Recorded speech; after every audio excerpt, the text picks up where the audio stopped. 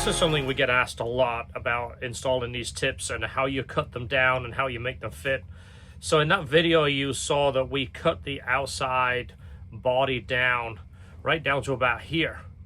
That means you've only got this as essentially the exterior portion that you can see.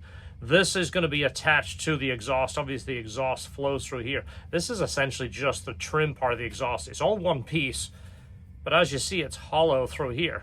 So this can be cut down to wherever you need. So when we're building something like this, let me give you a couple of ideas the way we would go about it. Your exhaust tip like this, the factory tip, and then it bolts to your muffler, right? Your bumper comes down, let's say your bumper is somewhere around here. You want to figure out how much of this tip you want protruding by the bumper. You don't want it sticking way out where it looks goofy. You don't want it way back here where it essentially disappears.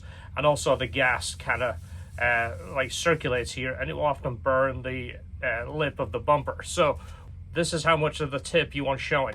Well, you have to weld it to the exhaust, so you want to maybe come back about an inch. So let's say you got to mark it here to cut the outer trim down, measure an inch from there, then you're gonna cut the inside, which is what welds to your exhaust. So essentially, if this tip was on this car, it's gonna kind of look like this.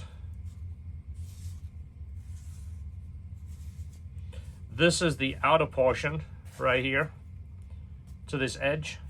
This is the inner portion. This, you want it about 1 inch right there, or 25 millimeter for the millimeter guys that are watching. We work with both, believe it or not. I bounce back and forth between the two. Fortunately, during my apprenticeship, we learned both measurements, and it's something I'm so used to. So overall dimensions, outside to here, make sure this isn't protruding too far past this. Get the look where you want it, but your overall length is here, and then you're going to cut the outer portion down here. This is so you can weld this to the exhaust. This, you don't want to cut this all one piece because you're not going to weld to that inner portion. And if you weld just the outer portion, this inside piece will rattle against the muffler. So you want to cut it down just like you saw in the video, so your tip essentially looks like this, right? And then this welds to your muffler. Then you've got a great looking tip in the Civic Type R. In my opinion, they don't sound particularly good with an aftermarket exhaust, so this gives you that aftermarket look without that annoying sound. Just an option. These tips are in the store, LHTperformance.com.